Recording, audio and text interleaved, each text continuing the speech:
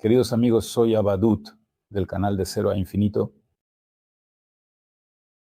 Hoy vamos a discutir el tema de qué son los Vedas y por qué es importante estudiarlos, qué Vedas existen, y en estas humildes charlas les daré principios generales pero importantes. Si observamos la estructura de las obras védicas, veremos que esta estructura es muy compleja, base científica. Es decir, en esencia, los Vedas, la literatura védica, no son solo los 4 Vedas conocidos, los 3 Vedas, el Samara Virjura y así sucesivamente, sino que son más de 2,5 millones de textos y libros, de los cuales, en el mundo moderno, se conocen aproximadamente entre el 3 y el 5%. Sabemos que se han conservado 18 Puranas, los Itihasas, los Upanishads, los Aranyakas, los Vedantas y así sucesivamente. Sabemos que se han conservado 18 Puranas, Itihasas, Upanishads, Aranyakas, Vedantas y así sucesivamente. Pero incluso esa pequeña cantidad de literatura védica que ha llegado hasta nuestros días tiene valor incondicional. ¿Qué se escribió en esos 2 o 5 millones de libros? Todos los sistemas de conocimiento comienzan del conocimiento espiritual y poco a poco revelando cómo este conocimiento espiritual influye en nuestro mundo, física, química, medicina, literatura, hasta ciencias como la botánica y el arte de construir aeronaves, electricidad, fuentes de energía libre y demás. ¿Por qué se perdió este conocimiento? Porque ahora vivimos en la época de Kali Yuga. Kali Yuga es una era oscura, una era de ignorancia. Y si alguien dice, ahora tenemos tecnologías sorprendentes que han sido creadas recientemente, no tienen más de 100 años.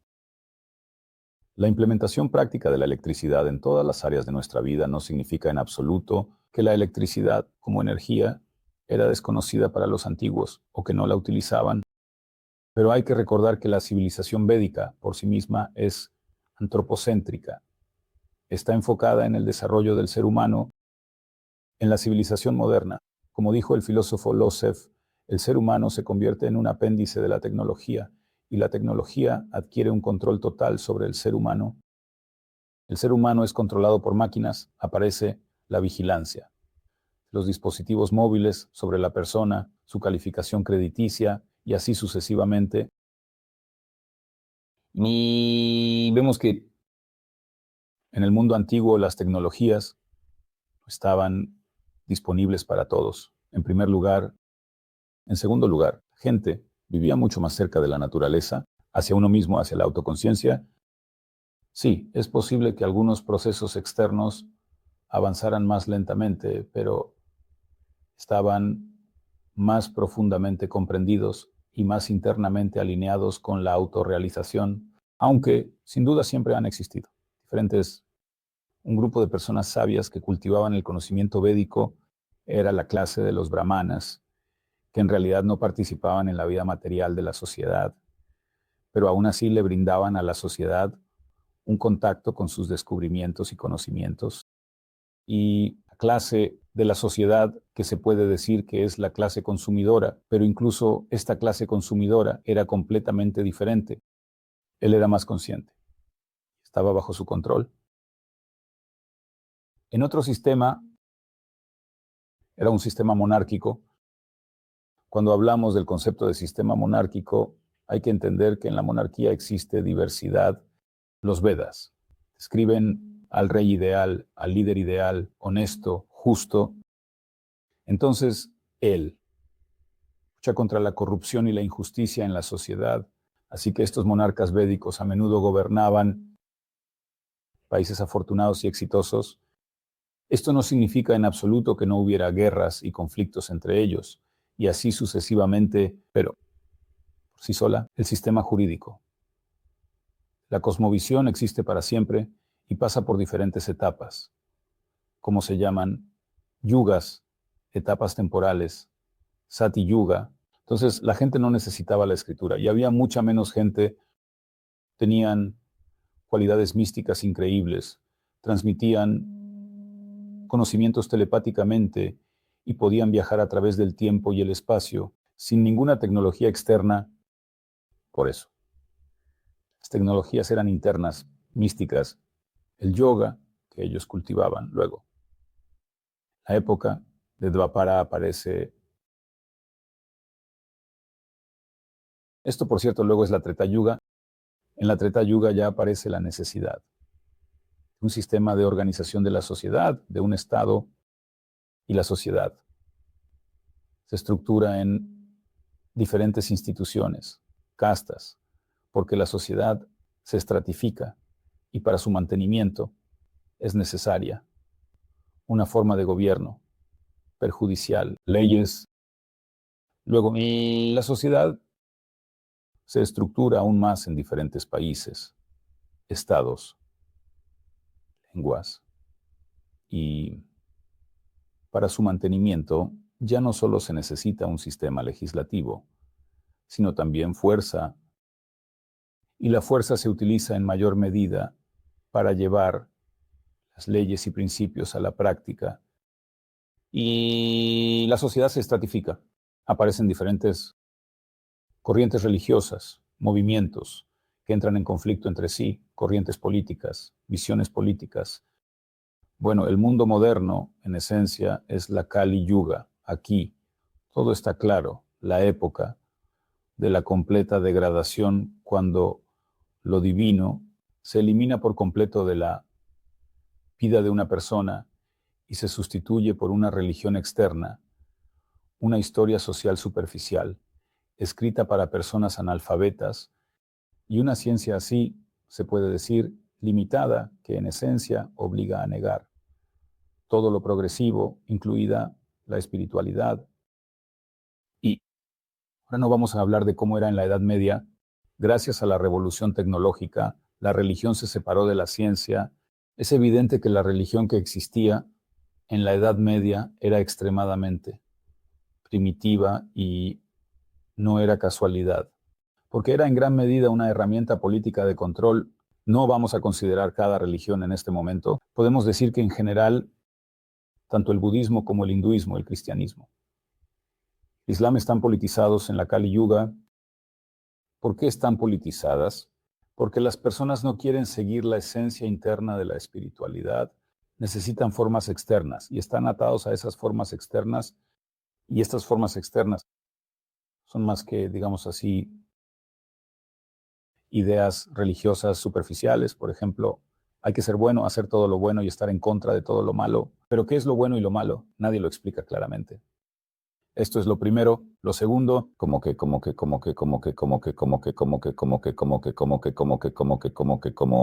quien habla de lo bueno, eso es lo bueno. Se considera como un bien de una u otra confesión, de un u otro estado, de un u otro grupo de personas. Y de manera sorprendente, lo que es bueno para un grupo de inversores es malo para un grupo de trabajadores. Por eso, todas estas, digamos que las desviaciones de la verdad ocurren. La Kali Yuga, debido a la degradación del propio ser humano. En primer lugar, la degradación. Las personalidades espirituales, la degradación de los maestros espirituales, la degradación de los políticos y la influencia demoníaca. La época de Kali afecta a todos los seres vivos, porque la época de Kali en la que vivimos dura 435.000 años. Principalmente los seres vivos están bajo la influencia de la energía, la ignorancia, y esto se hace así, para que primero aquellos que quieren sumergirse en este tamas, ignorancia, podían obtener completamente todos los resultados que buscan gracias a su libre albedrío, y aquellos que son almas raras que quieren salir de la ignorancia comprenden claramente la frontera entre la verdad y la ignorancia. Por eso, la Kali Yuga podemos entender claramente las fronteras de lo que es bueno y lo que es malo, pero debido a la debilidad de carácter en la Kali Yuga, las personas, incluso las que saben lo que es realmente bueno, no siempre pueden seguirlo. Ese es el principal problema. Como se dice en el alma, todos somos personas decentes, pero la vida nos obliga a robar. Esa es una expresión así. Era en la Unión Soviética. En el alma todos son personas decentes. Bueno, simplemente la vida obligó a todos a robar. Y por eso hay una permanencia en la mentira, en la dualidad, en el conflicto, entre los intereses externos e internos.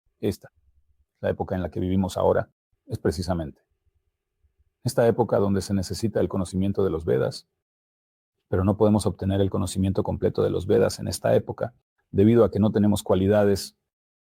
Una persona quiere ingresar a una universidad científica seria, una cátedra muy complicada, entonces debe pasar un examen de selección y demostrar cualidades para convertirse en estudiante, para que lo enseñen. Si no demuestra estas cualidades, no lo aceptan, no porque sea malo, sino porque simplemente no tiene suficientes cualidades para comprender este conocimiento. Por lo tanto, eso no significa en absoluto. ¿Qué pasaría si ahora nos rodeamos de un montón de libros de texto védicos y comenzamos a leerlos? Si estudiamos sánscrito, entonces obtendremos cualidades. No. En Kali Yuga, en general, los Vedas son la manifestación literaria del Señor Krishna, quien se presentó como un sabio. Primero reunió todo el conocimiento védico en un único sistema. Brevemente, él registró todos estos textos védicos en forma de 18 Puranas. Él, final por consejo de su gurú, registró la más alta de todas las Puranas, el Bhagavata Purana, así como los Itihasas, como el Mahabharata y el Ramayana. Es decir, de hecho, se puede decir que él reunió toda la literatura más importante, la registró, la dividió en secciones y enseñó este conocimiento 4 de sus principales acharyas, de sus discípulos, quienes posteriormente enseñaron a sus propios alumnos. Bueno, de una forma u otra, según la predicción del propio Veda Vyasa, después de la Kali Yuga, este conocimiento será cada vez más incomprendido y no será conocido. Según la predicción del propio Veda Vyasa, después de la Kali Yuga, este conocimiento será cada vez más incomprendido. La sociedad no lo conocerá y habrá cada vez menos y menos maestros iluminados que posean plenamente este conocimiento. No será comprendido y habrá cada vez menos y menos maestros iluminados que posean plenamente este conocimiento. Y sin embargo, siempre hay una salida. Incluso en la Kali Yuga, en la época en la que vivimos ahora, el conocimiento más elevado es el conocimiento sobre la Vaishakti, sobre el amor, porque el último, el 18º Purana, el Srimad Bhagavatam, está dedicado precisamente al desarrollo de la conciencia de Krishna, es decir, al desarrollo del amor hacia Dios. Al final, todas las obras védicas nos llevan al amor hacia Dios, y el amor puede ser consciente o inconsciente. Hay un amor consciente que se basa en la comprensión de la naturaleza de Dios. Y ese amor se describe en los Vedas como el servicio a Dios con reglas y prescripciones, pero el amor supremo es el amor que ha alcanzado. Toda su pureza es como el metal, que durante la fusión se purifica de diferentes impurezas y se convierte en metal puro también. El amor que está descrito en los Vedas es claro. En el 10º canto del Srimad Bhagavatam, en esta conciencia de Krishna, este amor es una experiencia interna y espontánea, las relaciones entre el alma y Dios, y allí el conocimiento tiene un significado superficial, el propio sentimiento. La atracción hacia Dios tienen un valor mucho mayor, y en la Bhakti Yoga estudiamos precisamente este camino, el camino del amor espontáneo. Esto no significa en absoluto que debemos rechazar todos los sistemas de conocimiento espiritual y todas las prácticas espirituales que deben llevarnos a la purificación de la conciencia. No, por supuesto que no. Los Vedas escriben que el ser humano en este mundo está contaminado por la conciencia material. Así como el cuerpo se contamina con toxinas, el cuerpo debe eliminar las toxinas en forma de excrementos. Así también, la conciencia del ser humano se contamina con la energía material y la persona debe estar constantemente purificando su conciencia a través de la práctica espiritual. De lo contrario, la persona no podrá experimentar estados espirituales sutiles, las vibraciones de su alma. Por lo tanto, el amor en sí mismo y el camino del amor no son rechazados. el hecho de que estemos en el mundo material y que necesitemos una transformación, por el contrario, muestra que esta transformación ocurrirá de la manera más rápida y perfecta a través de la aceptación del amor. ¿Puedo dar un ejemplo? Por ejemplo, hay una filosofía muy popular de los estoicos que ha conquistado los corazones de muchas personas, porque el estoicismo es una actitud hacia los problemas y ahora vivimos siempre, de alguna manera, resolviendo diferentes problemas y es muy importante para nosotros cómo relacionarnos con ello. Pero en la versión moderna de la filosofía estoica no se menciona el papel de Dios, de ninguna manera. Dios está como excluido de esta filosofía, pero hay que entender que los estoicos eran personas profundamente creyentes. Ellos podían creer en Dios de diferentes maneras, de diferentes formas, los griegos a su manera, los europeos a su manera, pero de una forma u otra la base principal de la verdadera filosofía es la fe. Filosofía sin fe es simplemente una construcción mental, concepto mental, y por eso la fe está sin duda relacionada con el amor. La fe y el amor son dos facetas, una no puede existir sin la otra, porque ¿cómo se puede amar a alguien a quien temes? ¿Y cómo se puede creer completamente, confiar plenamente? ¿A quién consideras tu enemigo? ¿A quién le sientes miedo? Eso es imposible.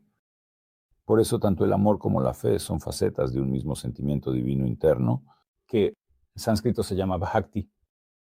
Y cuanto más conoce una persona a Dios, más deja de tenerle miedo y comienza a confiar más en Él y a seguir el camino del amor. Y en ese momento, el conocimiento y su experiencia material, objetiva, pierden su valor. El conocimiento es valioso cuando aún no hemos alcanzado el estado del amor. Es como un escalón de un cohete que nos lanza en la órbita del amor. El conocimiento del karma yoga, y por eso los Vedas dicen que aunque el amor es el sentimiento más alto y espontáneo que se desarrolla, gracias en primer lugar a la comunicación con los devotos de Krishna, con aquellas personas que poseen este amor. Sin embargo, para llegar a este estado necesitamos un poco de suerte, un poco de fortuna y digamos algo de fe, capital inicial. Y así, como resultado de nuestra actividad religiosa, espiritual y piadosa, acumulamos un cierto capital inicial de méritos piadosos. Pero eso aún no es bhakti ni conocimiento espiritual, es simplemente una plataforma para notar a un maestro espiritual, interesarse en algún tema espiritual, descubrir algunas preguntas importantes. Quizás a través de su dolor, a través de su problema, entender que aquí me influyen los planetas y aquí me influye el karma. ¿Y qué es la karma? Y hay un Dios. ¿Y quién maneja los planetas? Porque queremos tratar, digamos, con el policía que nos multa, pero sabemos que, al menos en América, si vamos a la corte y nos arrepentimos sinceramente ante el juez, él puede perdonarnos parte de las multas. Simplemente es lo que somos. Por ejemplo, reconocimos el hecho de que cuando éramos estudiantes no teníamos dinero para pagar las multas, viajamos de manera incorrecta y así sucesivamente. Pero al ver que hemos crecido, hemos cambiado nuestra actitud hacia el mundo, el juez puede perdonar la multa.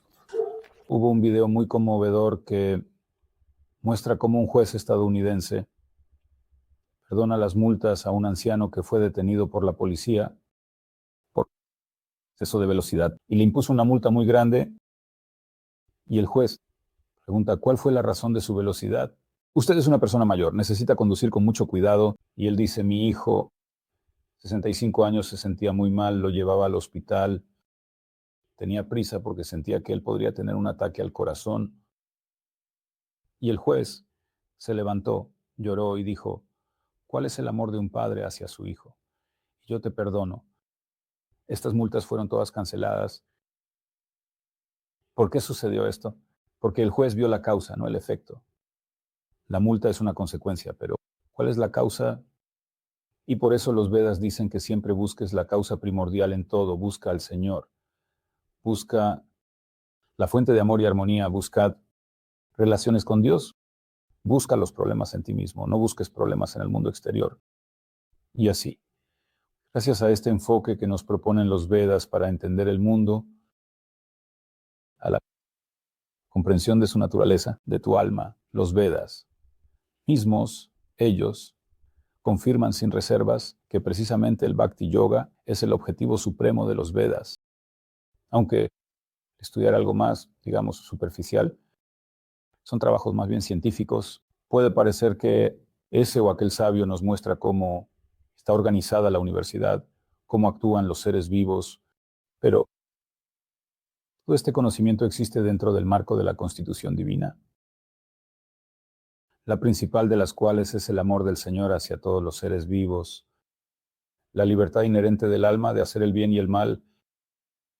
En cualquier momento puedes volver a las relaciones con el Señor o, por el contrario, desviarte de ellas debido a tu deseo egoísta y avaricioso. Por eso los Vedas describen no solo el amor, sino que también describen el principio de que el amor existe sobre la base de la libertad. Y el mundo en el que vivimos, todo lo que sucede en nuestro mundo, esa es la única razón. Entender su imperfección solo porque que nos dieron libertad hacia la imperfección. Si el Señor nos quitara la libertad hacia la imperfección, no habría conflictos ni guerras. Tampoco habría la libertad de llegar al amor. Es como la noche, que se da para poder apreciar el día. Si solo hubiera día, no tendría ningún valor. Por eso, estudiar los Vedas, debemos recordar que existen diferentes conocimientos védicos